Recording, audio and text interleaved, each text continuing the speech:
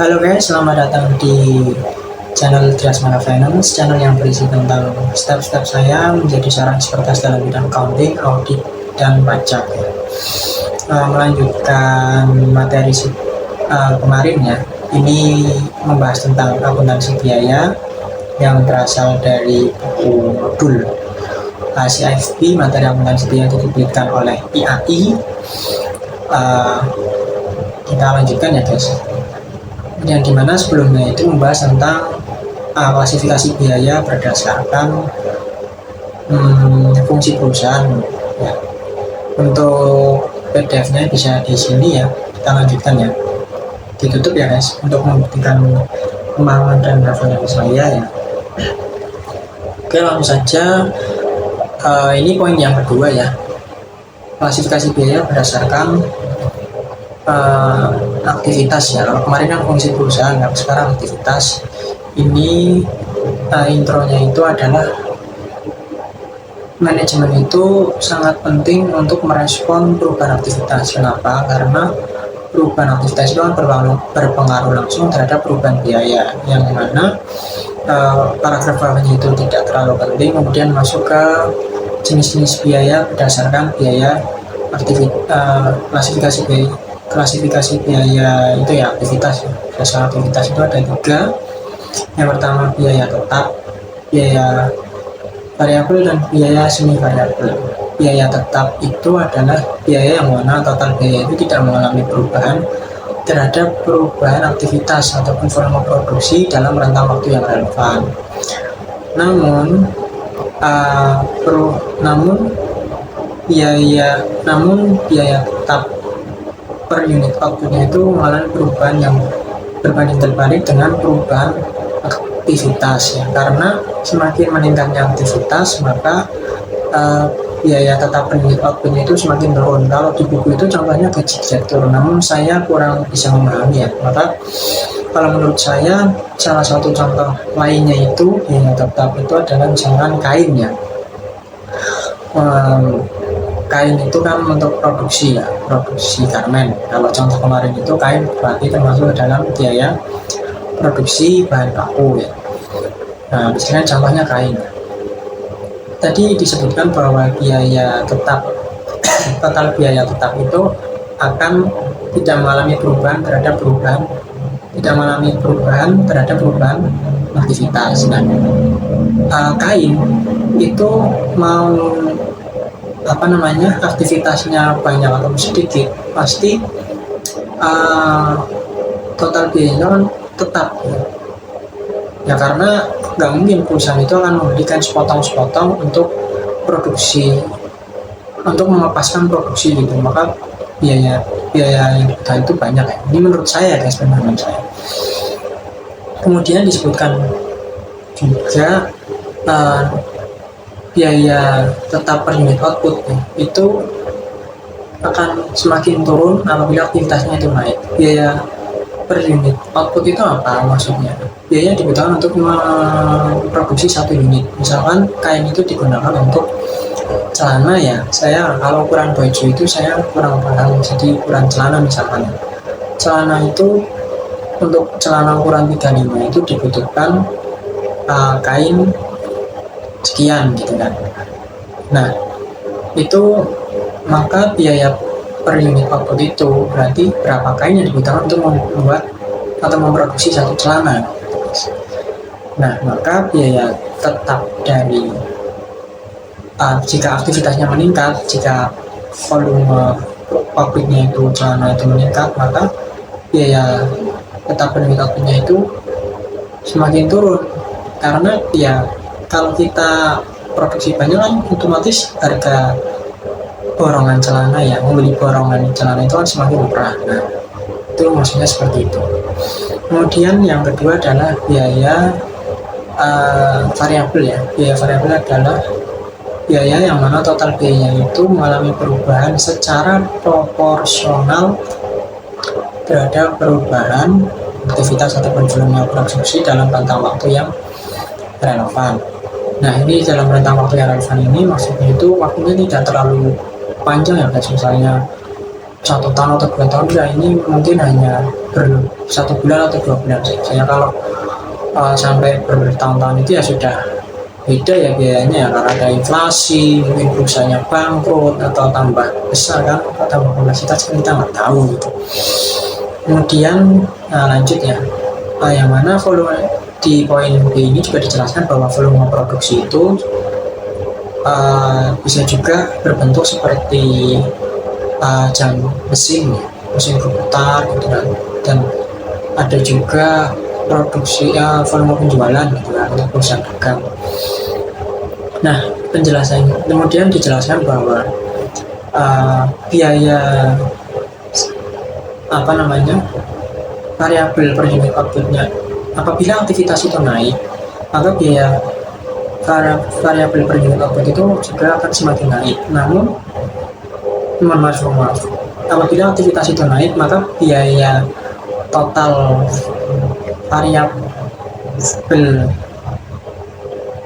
biaya variabel itu akan semakin naik juga. Kemudian biaya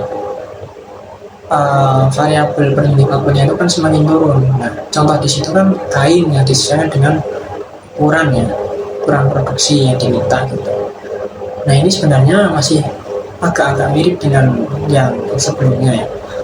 Contohnya misalkan tadi membeli bahan baku kain untuk celana size 35, maka biaya total biaya variabel ya itu kan tetap kan, kainnya perusahaan itu nggak mungkin beli kain sepotong-sepotong untuk produksi sekian jam atau sekian hari saja gitu kan. Maka tadi disebutkan bahwa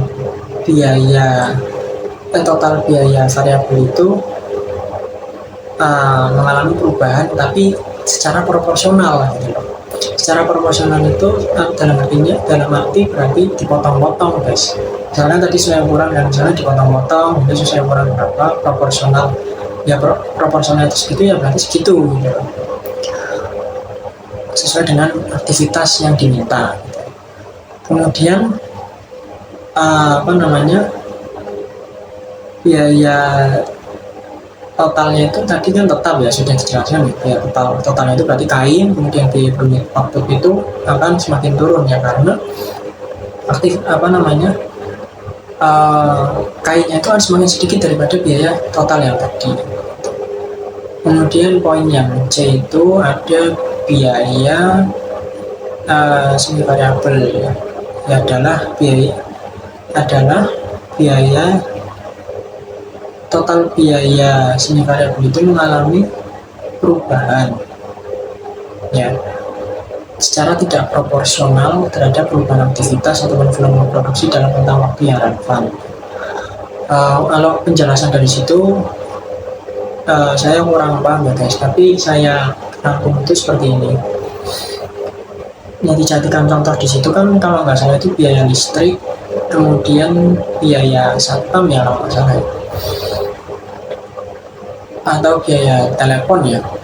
Itu jadi gini, aktivitasnya itu naik ya, kemudian biaya total semi variabel itu juga naik, tapi naiknya aktivitas dan biaya total semi variabel itu tidak mengalami perubahan secara proporsional ya. Kemudian biaya semi variabel per unit output itu kan semakin turun, tapi tidak secara proporsional lagi. Nah, contohnya itu yang paling saya masih ingat ya, itu listrik ya. Biaya listrik itu misalkan aktivitas naik maka biaya total secara listrik keseluruhan itu kan naik juga, tapi naiknya itu tidak signifikan, tidak terlalu berpengaruh. Nah, kalau dibilang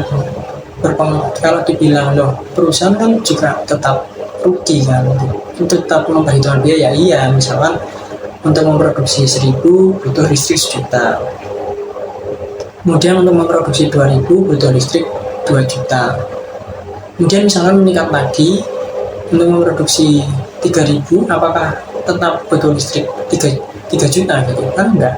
Perusahaan pasti akan memikirkan cara yang efektif dan efisien, misalkan dengan menggunakan panel surya, ya, ataupun menggunakan peralatan-peralatan yang lebih advance lagi, yang lebih hemat lagi kan, maka bisa memangkas biaya listrik, atau mungkin bisa menggunakan biaya tenaga manusia jika lebih murah gitu kan.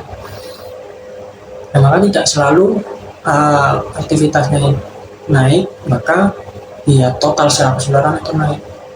Nah, maka naiknya itu tidak proporsional, itu dalam artian perusahaan itu akan melihat keuntungan gitu. Kalau menurut saya ya guys, perusahaan itu akan melihat keuntungan.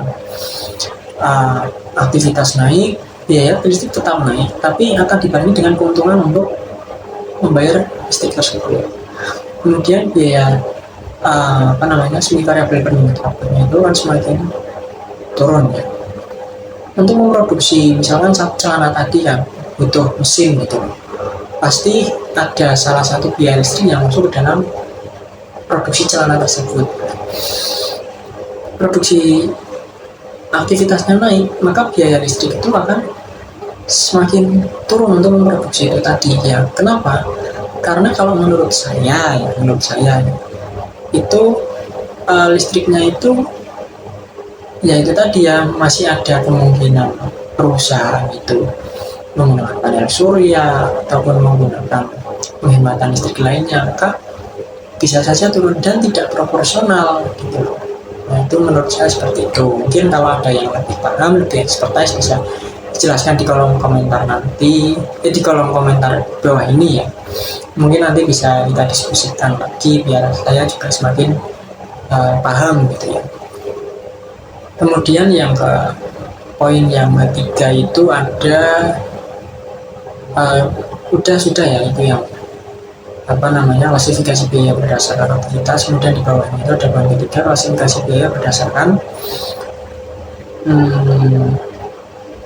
objek biaya ya. Yang mana paragraf yang pertama itu dijelaskan bahwa pemahaman mengenai objek biaya itu sangat penting. Pemahaman mengenai biaya itu sangat penting karena klasifikasi objek biaya berdasarkan objek biayanya itu